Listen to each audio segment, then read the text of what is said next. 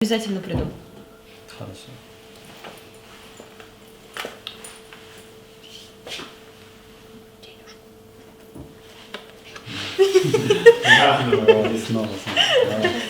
Я жду денежки. Ладно, заново.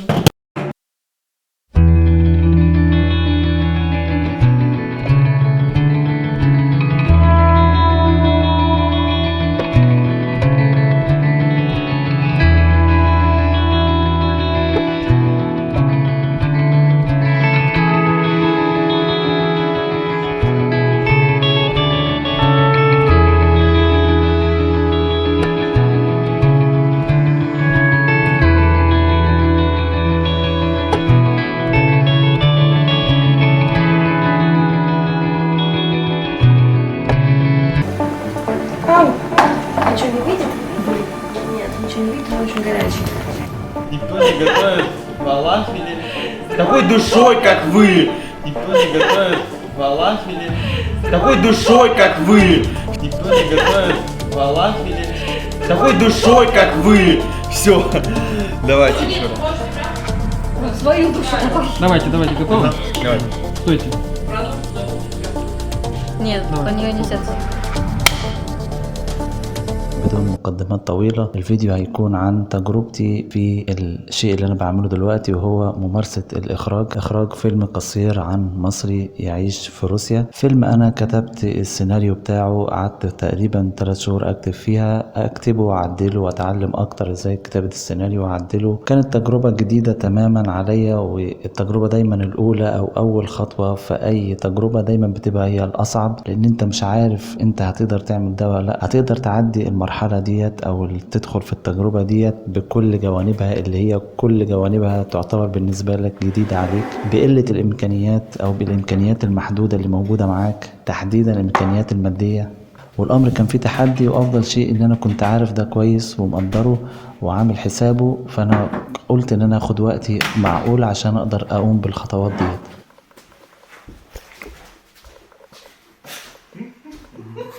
فانا مثلا لو هصور في مكان، مثلا اذا كان مكان مغلق مثلا، فانت هتأجر مكان.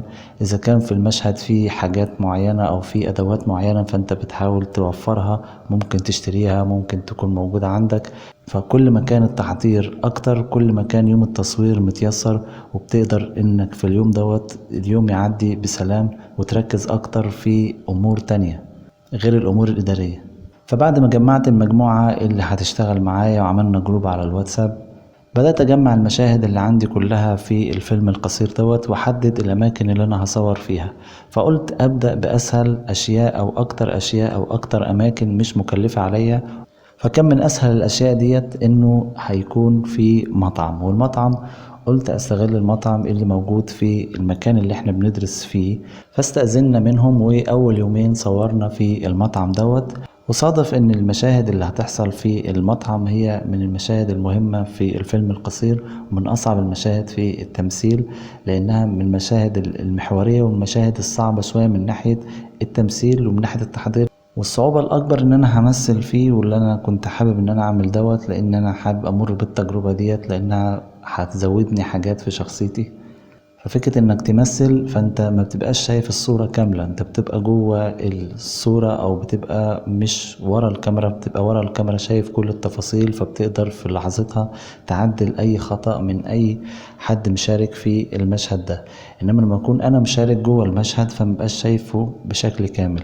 والصعوبة اكتر ان انا عندي وقت محدود. فانا في اليوم مثلا اللي انا رحت فيه في المطعم انا المطعم بيخلصوا مثلا الساعة 7 بالليل، ولازم احنا نصور في ساعة مثلا او ساعة ونص بعد ما المطعم ما يقفل، لان في حد شغال في المكان هيبقى متعطل او يبقى مرتبط بينا. فكل التحديات دي كانت موجودة وانا عارفها، وقلت ان لازم امر بالتجربة ديت واعديها، واجرب نفسي واشوف هقدر اعمل ده ولا لا. فكنت في اليوم ده جد جدا، وده كان ظاهر عليا وظاهر على شكلي وتعاملاتي، جد بشكل عادي، مش فكرة انك متنرفز او انك متعصب او انك مشدود، ولكن انت مركز مع كل تفصيلة ومركز مع كل حاجة عشان اليوم يعدي، وعشان كل حاجة تطلع زي ما انت عاوز او بافضل شكل ممكن. حتى الناس اللي يعرفوني وشافوني في اليوم قالوا لي احنا اول مرة نشوفك بالجدية ديت.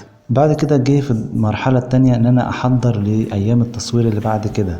واشوف الممثلين اللي هيشاركوا معايا في ايام التصوير اللي بعد كده، لان انا في الايام الاولانيه جمعت المشاهد اللي فيها ممثلين معينين ومشتركين مع بعض في مكان معين. اليوم اللي بعد كده او الايام التصوير اللي بعد كده هتبقى مع الممثله الاساسيه او يعتبر البطله في القصه ديت، وكان لازم ان انا الاقي حد مناسب للدور ده لان هو اهم دور في القصه нafсها. Он тогда зазвучит и приедет, поэтому я чуть-чуть прикрыла. وبعد ما لقيت الممثلة ديت برضو قعدنا نشوف المواعيد المناسبة، والحقيقة ان هم طبعا كل حد فيهم عنده مشغوليات وعنده عمله الخاص، وان مثلا هم يقدروا يصوروا في السبت والحد بس اللي هم ايام الاجازة. حتى المصور اللي معايا برضو بنفس الشكل هو يقدر يصور معايا السبت والحد بس، فانا اقدر اصور كل اسبوع ده لو هم قدروا. الحقيقة انه ده حتى ما قدرتش اوفقه، فاحنا بنصور كل اسبوعين على حسب مواعيد وظروف الناس اللي معايا. فالحقيقة الفيلم ممكن يتأخر معانا شوية لآخر شهر 3 إن شاء الله يكون جاهز وأعرضه لكم. No давай, например, что-нибудь да, надо сделать, когда ты говоришь. Например, открой сумку и положи, например, собирай что-нибудь, твои вещи, например, что-то, чтобы будет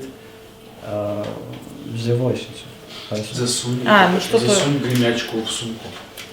Но у меня это шумно, наверное, будет. Вот это. Цепь в сумку. Положи на этот, Ну, вот так сделать. По готовности можете что начинать.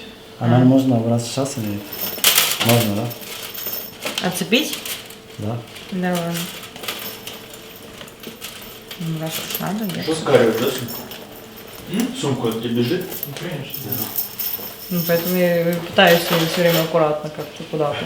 Ну, положи здесь, что тебе понятно, что это твоя сумка, ты что делаешь, да? Где ты там делаешь, видишь, ты там что-то трешь, если есть возможность, три подальше от себя.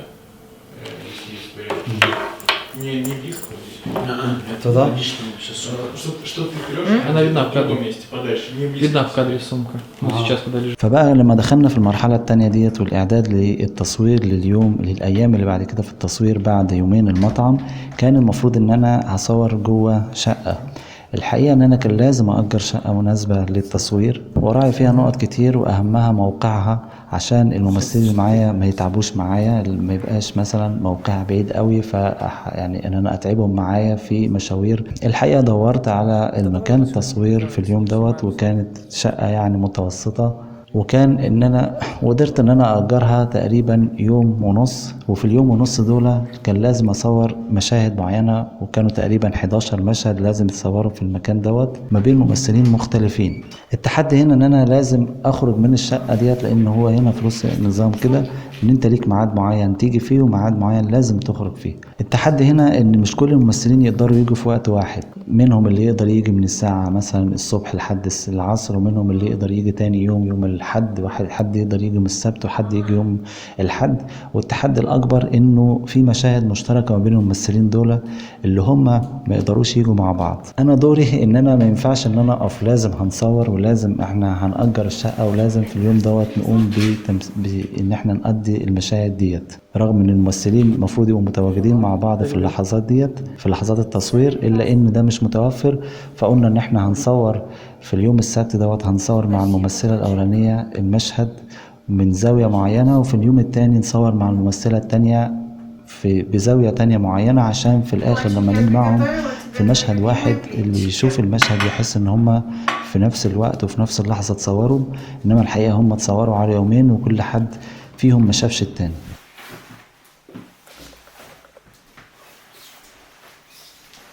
Ты ждешь здесь, чтобы, ну, не чуть-чуть, чтобы я могу открыть и здесь положу. Где долго получается? Ты либо сразу включай. Что? Да, либо ты сразу включай, а я не могу тебя стоять долго ждать, поэтому или я вот так буду стоять, тогда я не буду вообще уходить, я просто выключу его. Либо я ухожу и ты сразу включаешь, либо я вообще не включу. ومن الظروف اللي حصلت تانية ان المصور اللي معايا برضو قال لي قبل التصوير في المرحلة التانية ديت، قال لي انا في حصلت مشكلة، انا ايدي زي ما تقول كده اتجزعت او حصل فيها حاجة في الاربطة، فانا ممكن اصور واجي معاك التصوير، انما مش هقدر ان انا اشيل الكاميرا على ايدي او ان انا اتحرك بالكاميرا. احنا ممكن لو هقدر اصور الكاميرا تكون ثابتة على ستاند او ثابتة على حامل، ما اقدرش ان انا اتحرك بيها. لو في مشاهد فيها حركة مش هقدر اعملها. فبرضو انا ما كانش ينفع اقف او اقول مش هينفع، فقلت له مفيش مشكلة ان شاء الله هنحلها وهنقدر نعدي اليوم ده. فالحمد لله اليومين دول حتى عدوا، وحصلت لي يعني كمية ثقة بالنفس بعد اليومين دول، يعني الحمد لله ثقة يعني مش قليلة، وثقة يعني ربنا يعني في اليوم دوت عداهم معايا، او في اليومين دول عداهم بشكل متيسر. وكنت رايح المكان ده بشنطة على كتفي تقريبا 15 كيلو فيها الحاجات اللي انا يعني محضرها للمشاهد، نوت بوك وحاجات كتير للمشاهد، وشنطتين شايلهم على ايدي عاديين فيهم اكل وفيهم شرب عشان الممثلين اللي معايا منهم اللي هيقعد معايا 8 ساعات، يعني اكتر من يعني في 3 افراد منهم هيقعدوا معايا 3 ساعات 8 ساعات، وفي اليوم التاني حد قعدوا معايا 3 ساعات. فطبيعي ان هم هيبقى محتاجين ان هم ياكلوا ويشربوا في الفترة دي. فالحمد لله الفترة اللي فاتت عدت والحمد لله، وانا كنت مبسوط بيها وما كنتش حاسس بالتعب فيها، رغم ان كان فيها مجهود كبير، مجهود ذهني مجهود بدني، الا اني كنت مستمتع بيها جدا، وكنت يعني بجرب نفسي في حاجة جديدة تماما، وفي مناطق عمري ما دخلتها قبل كده، وفي حاجات مش سهلة اظن انها على اي حد. فمعلش بقى اعذروني الفيلم ممكن يتأخر شوية، الفيلم القصير دوت على اخر 3 بإذن الله يكون نزل، وادعموني باللايك والشير، لان ده بالنسبة لي يعتبر حاجة مش قليلة ان انا اصور الفيلم ده، يعتبر اهم شيء انا بعمله هنا في روسيا، شيء انا بقالي فترة طويلة بدرس فيها، وبقالي فترة برضو مش قليلة بحضر للفيلم دوت 3 شهور كتابة سيناريو وشهرين يعتبر تحضير وتصوير اهوت. فيعني ادعموني باللايك والشير.